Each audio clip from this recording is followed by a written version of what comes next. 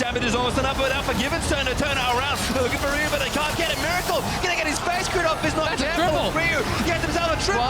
There's the Quadra. Stayos just goes down 0-1. They know on a killing spree. Nafine 2. Wall doesn't connect on the grid. He goes in again. It's a great pull, but it's just not enough. Forgiven takes out Smurf. There's the ace for H2K. H2K demolish ANX for their semi-final match versus Samsung Galaxy.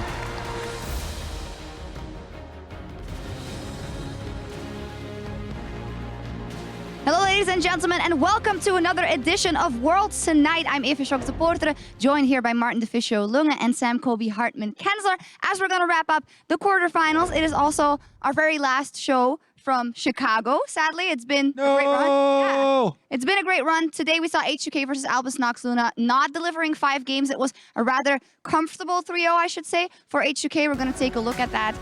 And they didn't seem to have all that much trouble with the Albus Nox team. No, I mean, I kind of felt like if H2K maybe lost the first game, things could have gone downhill. But when this happened already, like, what, 3-4 minutes into the game, they got a double kill top on Jace.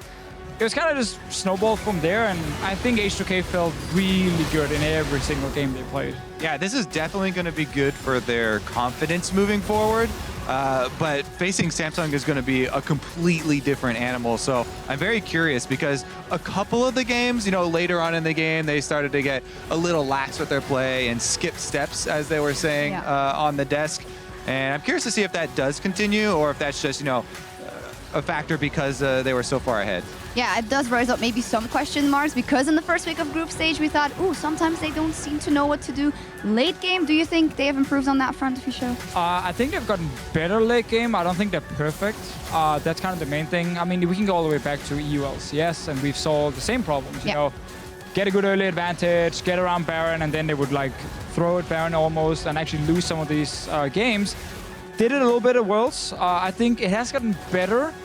But a lot of it just comes down to communication in these very hectic moments where we still know they're a team who are very loud. You know, a lot of people are yelling and calling things at the same time. So when suddenly, you know, a guy shows up and he can potentially steal the Baron, they don't always have the clearest communication. And that is an issue, and it will be an issue versus Samsung. And it will put them in a bit of a disadvantage and kind of force them to really win the early game.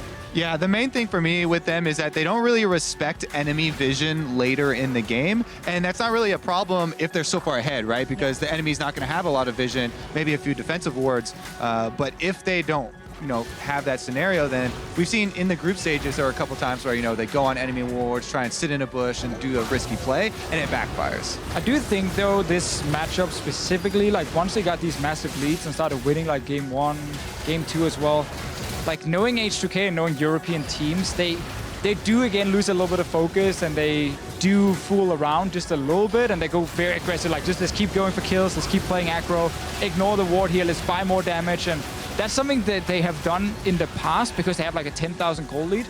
I don't know if it will be the same against Samsung. Semi-final, an opponent that is super, super hard to play against. If you get an early advantage, I think you keep the focus to try and close the game. And I don't think even if with 10k advantage, you start like jumping around and going for kills in every lane. Yeah, as said, we are just guessing. Of course, we don't know if they just felt comfortable in this matchup. But as said, let's take a look at the bracket and how it is played out now. As said, H2K up versus Samsung Galaxy and SKT up versus the Rocks Tigers. First, let's wrap up Samsung Galaxy versus H2K. Do you give them... How much of a chance do you give them? Let's start with... our Kobe from NA. I give them more of a chance than I gave Cloud9. They've definitely been looking better than You're Cloud9. so kind. Oh, wow, thank you. But honestly, yeah, I still have it favored to Samsung. Maybe I'd give them like 25%, honestly, for H2K in that matchup. Yeah, That's my first ballpark number. I was gonna go like 70-30 in favor of Samsung as well. I think Samsung can match H2K in the early game, like just individual players. And then I think Samsung just late game is just much better, you know, both calling and team fighting. So it's one of these games where if H2K can actually really dominate the early game, if they have good picks, good counter picks, and if some of the players, like let's say Odo Amna actually shows up and beats QV up in the top lane, that gives a big advantage to H2K. But I need to see that happen before I actually want to like believe it.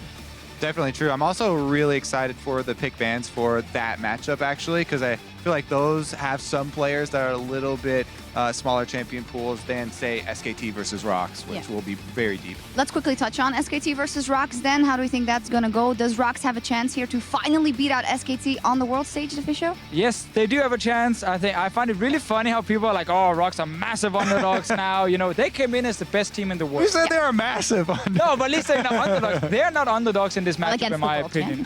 They are against the world champions, and SKT did look very good in their quarterfinal, but so did Rocks in their quarterfinal as well. I think this is actually a very even matchup that comes down to like the preparation coming into it, and then like can Peanut show up when it really, really matters? Because last time he played against Blank in an important best of 5, it was spring final, and Blank actually out-jungled him.